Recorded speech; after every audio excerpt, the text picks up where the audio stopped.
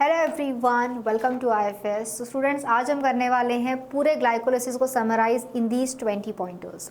सो हम लेके आए हैं आप लोगों के लिए एक न्यू सीरीज जिसमें हम लोग हर कॉन्सेप्ट को कवर करने वाले हैं 20 पॉइंटर्स में। So this will be like a quick revision for all the topics.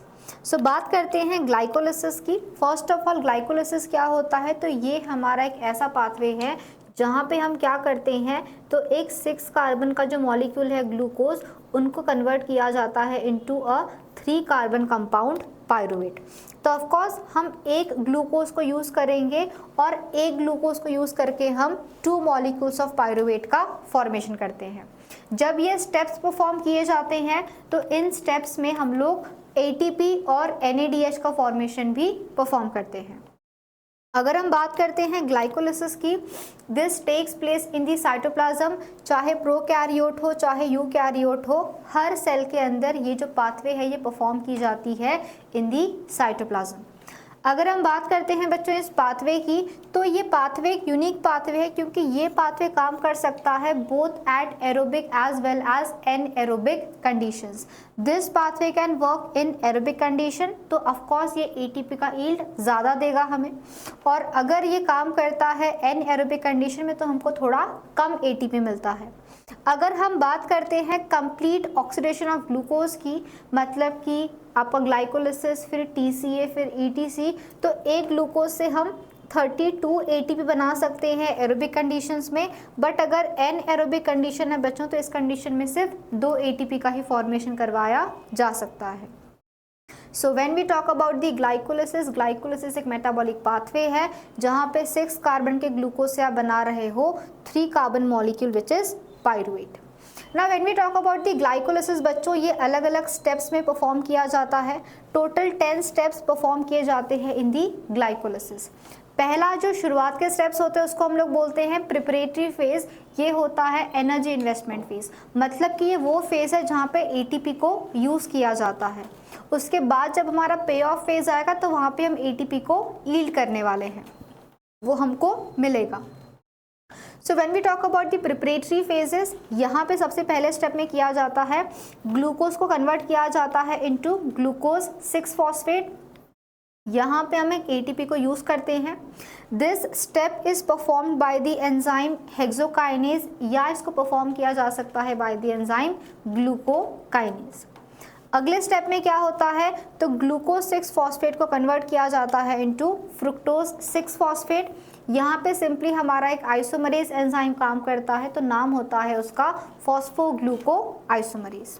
Next होता है बच्चों कि हमारे पास जो फ्रुक्टोज 6 फॉस्फेट है, अब इस पे हम एक और फॉस्फेट ऐड करते हैं और बन जाता है फ्रुक्टोज 1,6 बिसफॉस्फेट। इसको परफॉर्म करता है एक एंजाइम जिसका नाम होता है PFK1, मतलब फॉस्फोफ्रक्टोकाइनेज 1। ये एक रेट लिमिटिंग एंजाइम है। अगर ये एंजाइम काम कर गया तो भाई अब उसकी डेस्टिनेशन फिक्स हो गई कि अभी हमारा ग्लाइकोलिसिस ही परफॉर्म होगा। सो ये जो हमारा स्टेप रहता है PFK1 का, ये काफ़ी इंपॉर्टेंट स्टेप होता है।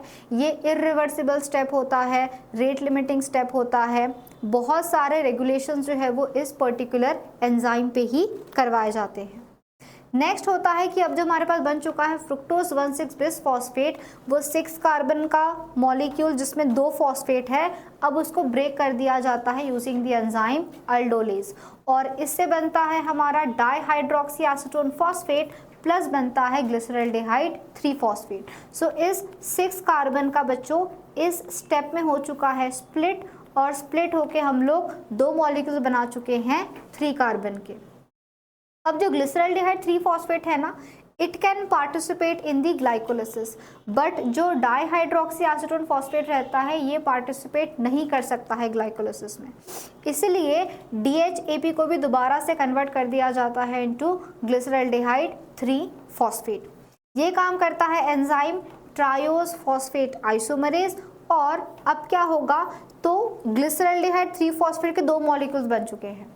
तो फ्रुक्टोज 1,6 बिसफॉस्फेट से एक बना था DHAP, एक बना था G3P। DHAP को भी कन्वर्ट कर दिया गया है इनटू ग्लिसरल्डेहाइड 3 फॉस्फेट। तो इस स्टेप के बाद बच्चों 2 मॉलिक्यूल्स हमारे पास में ग्लिसरल्डेहाइड 3 फॉस्फेट के बन चुके हैं। अब बारी आती है पे ऑफ फेज की। अब तक हमने 2 ATP को यूज़ किया है, बट आगे वाले स्टेप्स के अंदर हम NADH का और ATP का फॉर्मेशन करेंगे। हमने जो बनाया था ग्लिसरॉल्डिहाइड 3 फॉस्फेट, अब उसको कन्वर्ट किया जाता है इनटू 1,3 बिसफॉस्फोग्लिसरेट और इस स्टेप में होता है जनरेशन ऑफ NADH। अब आप सोचो कि अगर हमने 2 मॉलिक्यूल्स लिए हैं ग्लिसरॉल्डिहाइड 3 फॉस्फेट के, इसका मतलब इस स्टेप में बच्चों 2 NADH का फॉर्मेशन देखने को मिलता है। अगले स्टेप में होता है हमारा सबस्ट्रेट लेवल फॉस्फोराइलेशन। यहाँ पे हमारा पहला ATP का जनरेशन भी होता है। जो हमारा मॉलिक्यूल बना था 1,3 bisphosphoglycerate, it is now converted to 3 phosphoglycerate, और जो एक फॉस्फेट यहाँ से निकलता है उसको एक्सेप्ट करेगा हमारा एक ADP molecule and that will lead to the formation of 1 ATP molecule. तो यहाँ पे बन रहा है हमारा एक एडिनोसिन ट्राइफॉस्फेट। सो अगेन ये आपके सारे स्टेप्स 2 बार परफॉर्म होने वाले हैं, मतलब इस स्टेप में क्या किया जाता है, तो इस स्टेप में 2 ATP का फॉर्मेशन देखने मिलता है। Next step is a simple isomerization step.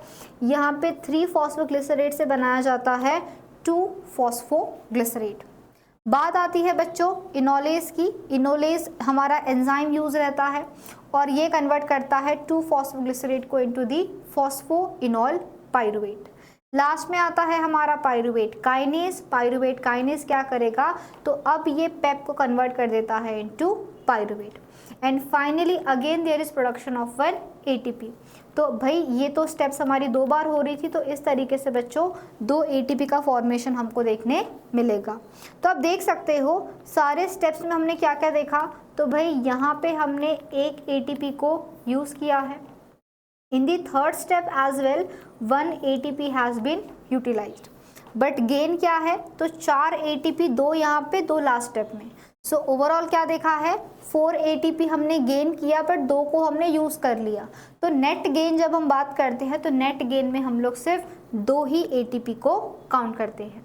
तो टोटल ईल्ड ATP का तो 4 ATP टोटल ईल्ड जो है that is 4 ATP, but net yield की बात अगर की जाए तो ये सिर्फ होता है 2 ATP, क्योंकि 2 को हमने यूज़ कर लिया था इन दी प्रिपरेटरी फेज। उसके अलावा 2 molecules of NADH are also produced here और 2 मॉलिक्यूल्स ऑफ पाइरुवेट हमारे बनते हैं। तो ग्लाइकोलिसिस के प्रोडक्ट्स क्या है, 2 ATP, 2 NADH and 2 molecules of pyruvate. Regulatory enzymes कौन कौन से हैं, हेक्सोकाइनेज है जिसको फीडबैक इनिबिशन दिया जा सकता है ग्लूकोज 6 फॉस्फेट का। अगर ग्लूकोज 6 फॉस्फेट का लेवल बढ़ता है तो ये खुद घूम के आके करता है इसका इनिबिशन। वहीं हमारा जो फॉस्फोफ्रक्टोकाइनेज 1 रहता है, अगर AMP ADP है this indicates less energy level, so they can perform activation करवा सकते हैं एंजाइम का। वहीं जो हमारा ATP एंड साइटेड अगर प्रेजेंट है तो ये एक्सप्रेस करता है या फिर ये रिप्रेजेंट करता है energy rich condition. So ATP and citrate अगर प्रेजेंट है तो वो इनिबिट करेंगे PFK को, because at this time there is no need of glycolysis. वहीं जो हमारा पाइरुवेट काइनेज है इस पे होता है feed up activation bye fructose 1,6 bisphosphate, plus इस पे होता है इनिबिशन हमारे ATP और एलेनिन के द्वारा। तो ये कुछ हमारे रेगुलेटरी स्टेप्स है जो परफॉर्म किए जाते हैं ग्लाइकोलिसिस में।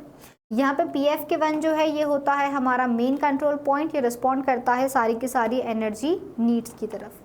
So pyruvate will finally further enter the mitochondria for the oxidation in the TCA cycle अगर aerobic condition है तो, बट अगर anaerobic condition है उस केस में pyruvate can either get converted to lactate or it can get converted to ethanol। अगर हमारे अंदर हम लोग एक्सट्रीम वर्कआउट कर रहे हैं उस टाइम पे कभी कभी हम भी परफॉर्म कर सकते हैं एनएरोबिक रेस्पिरेशन, तो हमारी बॉडी में पाइरुवेट से बनाया जाता है लैक्टेट।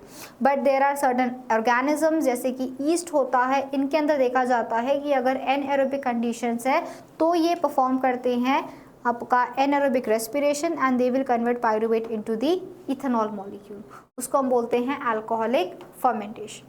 सो आई होप आपका ग्लाइकोलिसिस कम्प्लीटली रिवाइज हो चुका है, और please do share this link with your friends for a quick revision in 10 minutes of the glycolysis. We are starting a new batch for all the IIT JAM 2026 and GATB 2025 aspirants. Batch start होने वाली 25th of November से. You have to use the promo code IFS 30। तो बच्चों IFS 30 promo code का इस्तेमाल करके आप लोग इस बैच में एनरोल करके प्रिपरेशन स्टार्ट कर सकते हो। For any information about this examination आप हमारी वेबसाइट पर विजिट कर सकते हो और जाके आपको हर detail about every exams you will be getting. So study well, learn well, get a good rank. I will see you all soon. I hope the information is clear to everyone. Have a great day and a very happy learning to all.